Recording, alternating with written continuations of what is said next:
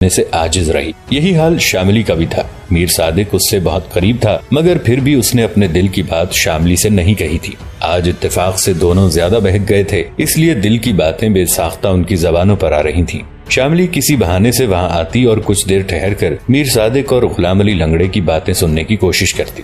اب ہمارے راستے میں کوئی رکاوٹ نہیں ہے سرکار، میر غلام علی لنگڑا جھوم جھوم کر کہہ رہا تھا۔ ہمیں سب سے زیادہ خطرہ نواب حیدر علی اور محمد علی کمیندان سے تھا، مگر ہمارے پیغمبر کی دعاؤں سے یہ دونوں بہت جلد لقمہ اجل بن گئے۔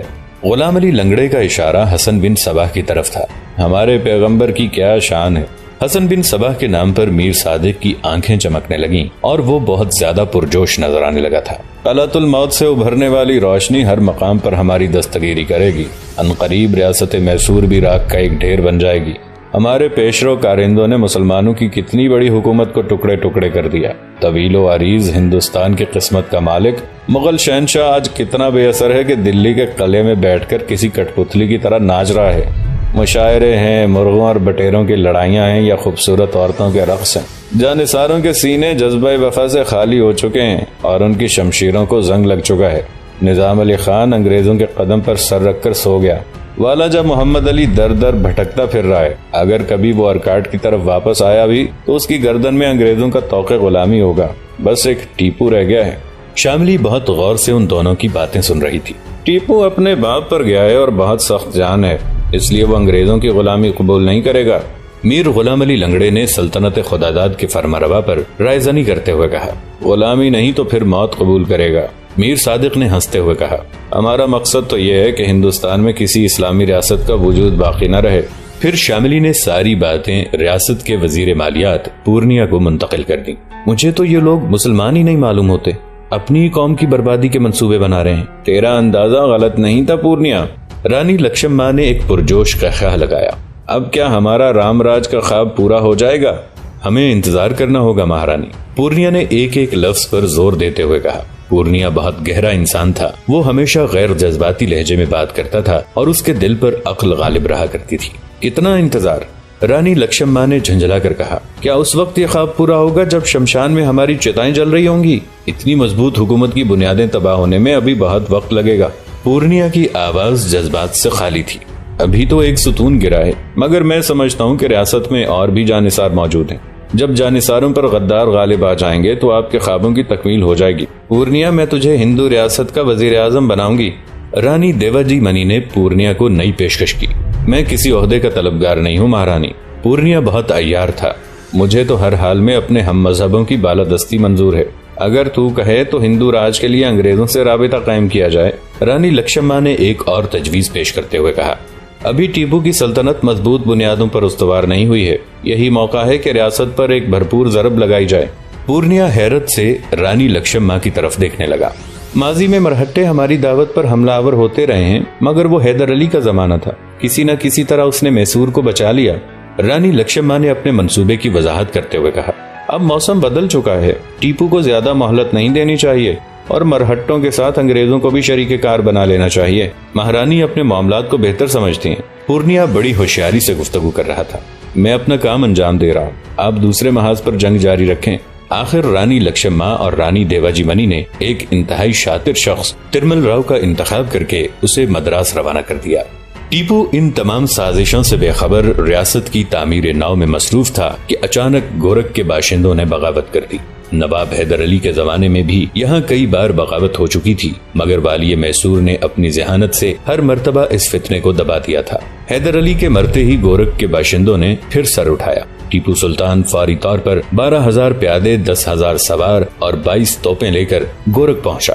ایک خونریز جنگ کے بعد باغی پسپا ہو گئے، مگر انہوں نے گھنے جنگلوں میں پناہ ڈھونڈ لی۔ پھر موقع ملتے ہی وہ جنگلوں سے برآمد ہوتے اور سلطانی لشکر کو نقصان پہنچا کر جنگلوں میں روپوش ہو جاتے۔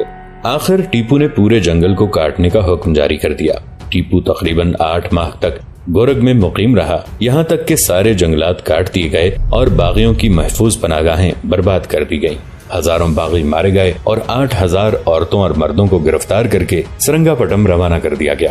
گورکھ کے باشندوں میں صدیوں سے ایک بڑی شرمناک رسم جاری تھی۔ یہاں 4 حقیقی بھائی یا 4 دوست مل کر ایک عورت کو اپنی بیوی بنا لیتے تھے اور پھر جو اولاد پیدا ہوتی تھی وہ ان چاروں کے ورثے کی مستحق قرار پاتی تھی۔ جب ٹیپو کو اس حیا سوز رسم کا علم ہوا تو اس نے ان سب کو جمع کر کے ایک طویل تقریر کی اور مذہب اسلام کے احکامات بیان کیے۔ ٹیپو کا ذاتی کردار، قیدیوں کے ساتھ شریفانہ سلوک اور پھر اسلام کی حقانیت، غرض ان تمام چیزوں نے مل کر گورکھ کے باشندوں کو بہت زیادہ متاثر کیا، یہاں تک کہ وہ سب کے سب مسلمان ہو گئے۔ ٹیپو نے 9 مسلم مردوں کو فوج میں شامل کر لیا اور اس فوجی دستے کو جماعت احمدی کا نام دے دیا۔ ان فوجیوں کی وردی کا رنگ شیر کی کھال سے مشابہ تھا۔ خانہ جنگی اور بغاوتوں سے ذرا نجات ملی تو ٹیپو سلطان اپنے برادر نسبتی برہان الدین کی شادی کی طرف متوجہ ہوا۔ آخر نواب بدر الزمان نائتا کی لڑکی کا انتخاب ہوا۔ بدر الزمان اس وقت حیدر نگر کا حاکم تھا۔ جب وہ سرنگا پٹم آیا تو ٹیپو سلطان نے اس کا بڑا والہانہ استقبال کیا اور قیمتی تحائف پیش کیے۔ میری خواہش ہے کہ آپ برہان الدین کو اپنی فرزندی میں قبول فرما لیں۔ ٹیپو کے لہجے میں تحکم کی بجائے درخواست کا رنگ شامل تھا۔ بدر الزمان خان نائتا خاندانی غرور میں مبتلا تھا، اس لیے مصلحتاً خاموش بیٹھا رہا۔ سادہ دل ٹیپو نے اس کی خاموشی کو اقرار سمجھا اور شادی کی تیاریوں کا حکم دے دیا۔ بدر الزمان خان نائتا واپس حیدر نگر چلا گیا اور سرنگا پٹم میں بڑے زور و شور سے برہان الدین کی شادی کے انتظامات ہونے لگے۔ پھر جب حیدر نگر پہنچ کر بدر الزمان نائتا نے اپنے خاندان اور قبیلے کے سامنے ٹیپو سلطان کی تجویز پیش کی تو وہ سب کے سب برہم ہو گئے۔ کیا تمہیں تاجدار بیگم کا حشر معلوم نہیں؟ ٹیپو کی ایک بیوی تاجدار بیگم جو امام صاحب بخشی نائتا کی بیٹی تھی، کچھ دن پہلے انتقال کر چکی تھی۔ وہ 10 سال زندہ رہی مگر اس نے ایک دن بھی ٹیپو کا احترام نہیں کیا۔ تاجدار بیگم احساس برتری میں مبتلا تھی اور یہی احساس اسے دیمک کی طرح چاٹتا رہا۔ آخر دک کے موذی مرض میں مبتلا ہوئی اور خون تھوک تھوک کر مر گئی۔ بدر الزمان نائتا کی قوم نے تاجدار بیگم کے جارحانہ سلوک پر نظر نہیں کی بلکہ ٹیپو کو اس کی موت کا ذمہ دار قرار دیا۔ تمہاری بیٹی کا بھی یہی حشر ہوگا۔ ٹیپو ہماری اعلیٰ نسبی کو داغدار کرنا چاہتا ہے۔ اہلیان خاندان بڑے غضبناک لہجوں میں بول رہے تھے۔ خود بدر الزمان نائتا کی بیوی اور بیٹی نے بھی اس شادی کی مخالفت کی مگر بدر الزمان انکار نہ کر سکا۔ وہ سمجھتا تھا کہ انکار کی صورت میں ٹیپو سلطان اسے حیدر نگر کی گورنری سے علیحدہ کر دے گا۔ بدر الزمان ایک طرف خاندانی غرور میں مبتلا تھا اور دوسری طرف اقتدار سے بھی چمٹا رہنا چاہتا تھا۔ فطرت کی اس دو رنگی نے اسے خاموش رہنے پر مجبور کر دیا، یہاں تک کہ برہان الدین کی بارات سرنگا پٹم سے حیدر نگر پہنچ گئی۔ شادی سے ایک دن پہلے دلہن نے کنویں میں کود کر خودکشی کر لی۔ دیکھتے ہی دیکھتے جشن کیف و نشاط ہنگامہ ماتم میں تبدیل ہو گیا۔ ٹیپو سلطان 3 دن تک حیدر نگر میں مقیم رہا۔ اس دوران اس نے بدر الزمان نائتا کو بار بار تسلیاں دی اور ایک باپ کے غم میں مسلسل شریک رہا۔ پھر سرنگا پٹم روانہ ہونے سے 1 روز پہلے ٹیپو نے بدر الزمان نائتا کو خلوت میں طلب کر کے کہا، میں تمہاری بیٹی کو تو واپس نہیں لا سکتا مگر مجھے اتنا ضرور بتا دو کہ یہ المناک واقعہ کیوں پیش آیا۔ میری بیٹی کو یہ رشتہ پسند نہیں تھا، بدر الزمان نائتا نے سوگوار لہجے میں کہا۔ مذہبی طور پر بھی ایک بالغ لڑکی کو اپنی رائے کے اظہار کی پوری آزادی ہے۔ ٹیپو اپنے غصے کا مظاہرہ کرنا چاہتا تھا مگر صورتحال کی نزاکت نے اسے نرم لہجہ اختیار کرنے پر مجبور کر دیا۔ پھر تم نے مجھ سے اس بات کو پوشیدہ کیوں رکھا؟ میں ڈرتا تھا کہ کہیں میرا انکار مزاج سلطانی پر گرا نہ گزرے۔ آخر بدر الزمان کے دل کی بات اس کی زبان پر آ گئی۔ میں نے حکم سلطانی کی تعمیل میں اپنی بیٹی کو گنوا دیا۔ معاذ اللہ، کیا میں کوئی جابر حکمراں ہوں کہ تمہارے انکار کو اپنی انا کا مسئلہ بنا لیتا اور پھر تمہاری بربادی کے درپے ہو جاتا؟ ٹیپو سلطان کا لہجہ تلخ بھی تھا اور اداس بھی۔ بدر الزمان، تم نے بڑی غیر ذمہ داری سے کام لیا۔ کاش تم ایک مبہم سا اشارہ بھی کر دیتے تو میں تمہاری بات سمجھ لیتا۔ افسوس تمہاری نادانی نے زندگی بھر کے لیے مجھ پر ایسا بارے گراں ڈال دیا ہے کہ جس کی خلیج سے میری روح ہمیشہ مضطرب رہے گی۔ پھر جب ٹیپو سلطان اپنے برادر نسبتی کے ساتھ حیدر نگر سے رخصت ہوا تو نائتا اور سادات کے گھرانوں سے تعلق رکھنے والے تمام افراد کے سینوں میں اس کے خلاف نفرت و انتقام کی آگ بھڑک رہی تھی۔ نواب بدر الزمان نائتا اپنے خاندان اور قوم کے لوگوں کو سمجھا رہا تھا، میں نے تو صرف ایک بیٹی گنوائی ہے مگر اس کے بدلے میں پتہ نہیں ٹیپو کو کیا کیا گنوانا پڑے گا۔ اس کے سوا ہم آپ کی کسی بات کو تسلیم نہیں کریں گے۔ نائتا اور سادات کے لوگ بیک زبان کہہ رہے تھے، آج سے ہم پر ٹیپو کی اطاعت حرام ہے، وہ ہم جیسے شرفا کو ذلیل کرتا ہے، خدا اسے رسوا کرے۔ ایک بوڑھا شخص جو قوم نائتا سے تعلق رکھتا تھا اس موقع پر خاموش نہ رہ سکا۔ بندگان خدا، تم اس شخص کی غیبت کر رہے ہو جو ہر حال میں بے گناہ ہے، خطا تمہاری، مورد الزام اسے ٹھہراتے ہو، جرم تمہاری بیٹی کا، سزا کا مستحق اسے قرار دیتے ہو۔ یہ کہاں کا انصاف ہے؟ خدا سے ڈرو، اگر تمہیں اپنی اعلیٰ نسبی پر اتنا ہی ناز تھا تو کھلے لفظوں میں اس رشتے سے انکار کر دیا ہوتا۔ بوڑھے کی کھری کھری باتوں سے خائف ہو کر نائتا اور سادات نے اسے قتل کر دیا، کہیں یہ خوشامدی نمک خوار سلطان کو ہمارے ارادوں سے باخبر نہ کر دے۔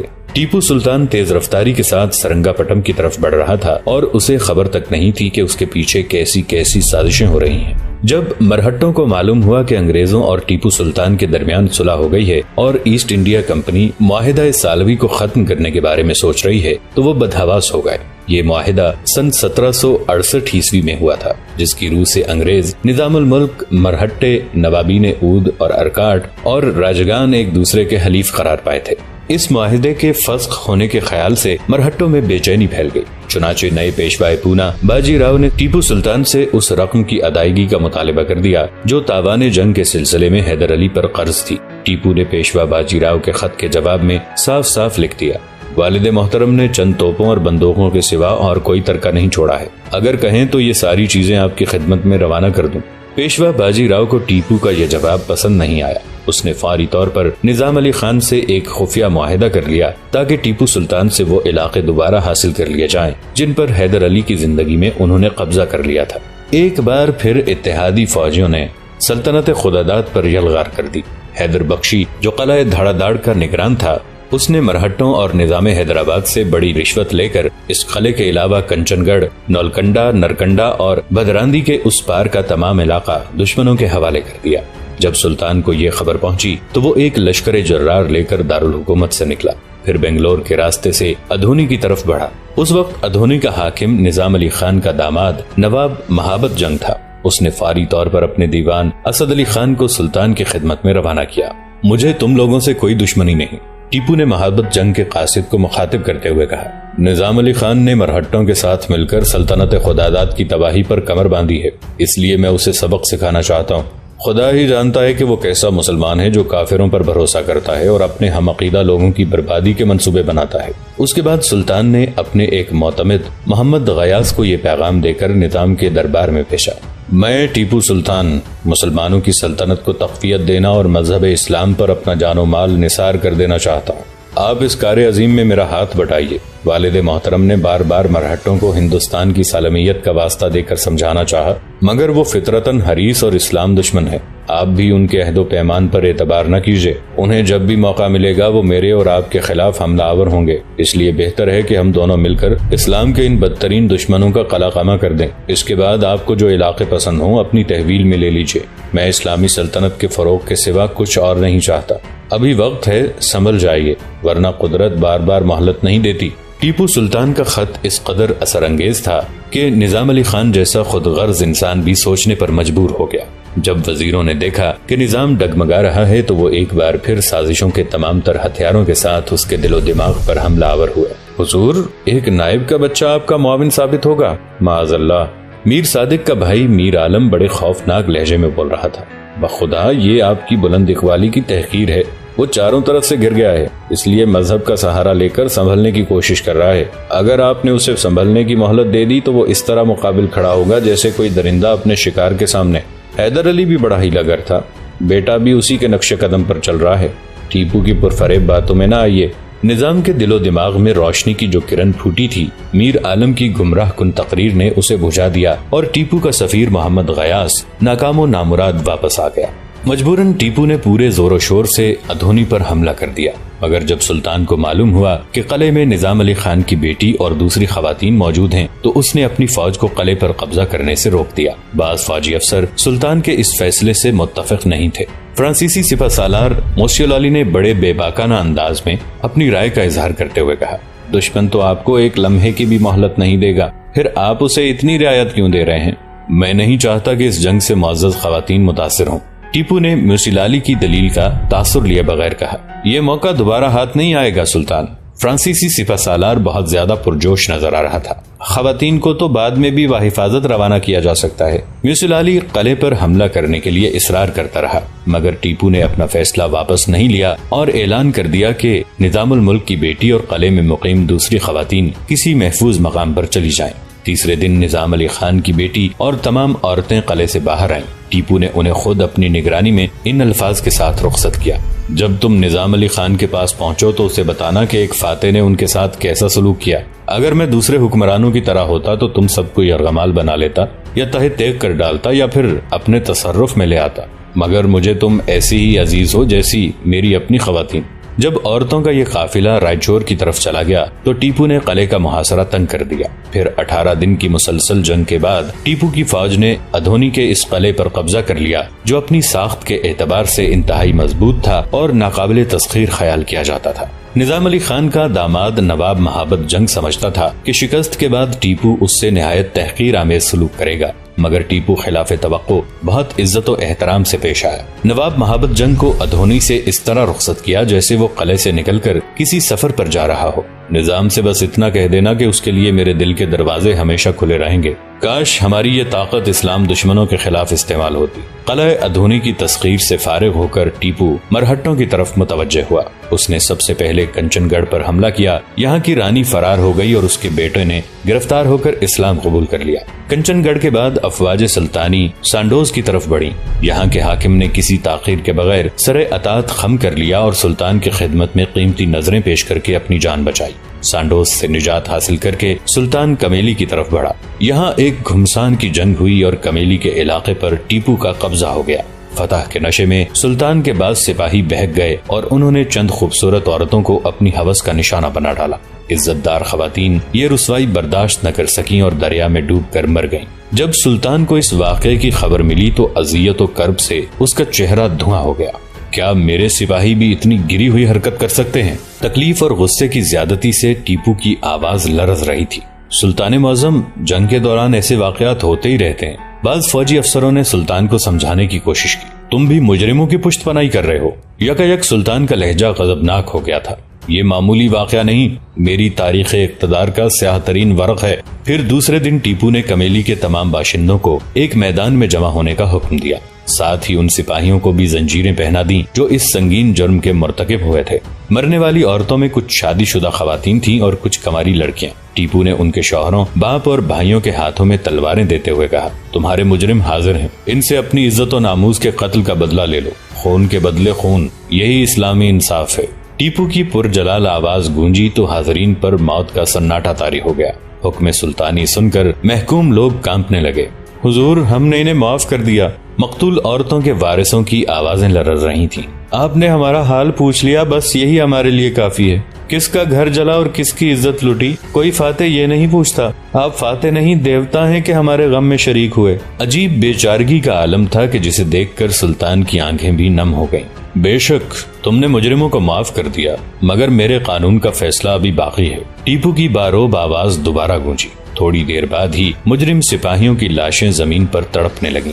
ہزاروں ہندوؤں کا مجمع پتھر کے مجسموں کی طرح ساکت کھڑا ہوا تھا۔ جب سپاہیوں کی لاشیں سرد ہو گئیں تو سلطان ان کے قریب آیا اور انتہائی حسرت زدہ لہجے میں کہنے لگا: افسوس، تمہاری قسمت میں شہادت نہیں، یہ حرام موت لکھی تھی۔ اس کے بعد سلطان نے مرنے والی عورتوں کے وارثوں میں کثیر رقم تقسیم کی تاکہ کسی حد تک ان کے غم کا ازالہ ہو سکے۔ پھر جب اس مہم سے فارغ ہو کر سلطان قلعہ دھاڑ دھاڑ پر قبضہ کرنے کی غرض سے آگے بڑھا تو سخت بارشوں کی وجہ سے دریائے تنگ بھدرا میں طغیانی آئی ہوئی تھی۔ مجبوراً سلطان کو اپنے لشکر کے ساتھ دریا کے کنارے خیمہ زن ہونا پڑا۔ ٹیپو نے کئی دن تک دریا کے اتر جانے کا انتظار کیا، مگر جب طغیانی میں کوئی کمی نہیں آئی تو ایک روز سلطان نے نماز فجر ادا کی اور 1 گھنٹے تک قرآن کریم کی تلاوت کرتا رہا۔ یہی اس کا روزانہ کا معمول تھا۔ میدان جنگ میں کبھی کوئی نماز ترک نہیں کی۔ اگر لڑائی کی شدت کے سبب موقع نہ مل سکا تو پھر اس نے قضا نماز ادا کی اور رات کے وقت خیمے کی روشنی میں قرآن شریف کی تلاوت کرتا رہا۔ کتاب الہی کا ایک چھوٹا سا نسخہ ہمیشہ اس کے ساتھ رہا کرتا تھا۔ تلاوت کے بعد ٹیپو نے دریا کی طرف دیکھا۔ طغیانی کا وہی عالم تھا۔ سرکش موجوں نے دریا کے کنارے کھڑے ہوئے تناور درختوں کو اکھاڑ پھینکا تھا اور اب وہ انہیں حقیر تنکوں کی طرح بہائے لے جا رہی تھی۔ موسم کا یہ حال دیکھ کر بعض فوجی افسروں نے کہا: حضور، دریا کے تیور بہت خراب نظر آ رہے ہیں۔ دوستو، آج کے لیے اتنا ہی۔ اسی کہانی کی اگلی قسط کے ساتھ بہت جلد حاضر ہوں گے۔ نیچے کامنٹ سیکشن میں اپنی رائے کا اظہار ضرور کیجیے گا۔ ہمارے اس چینل کو سبسکرائب کر کے نیچے موجود بیل آئیکن کو بھی ضرور کلک کیجیے گا۔ اگلی ملاقات تک کے لیے ہمارا اور آپ کا اللہ نگہبان۔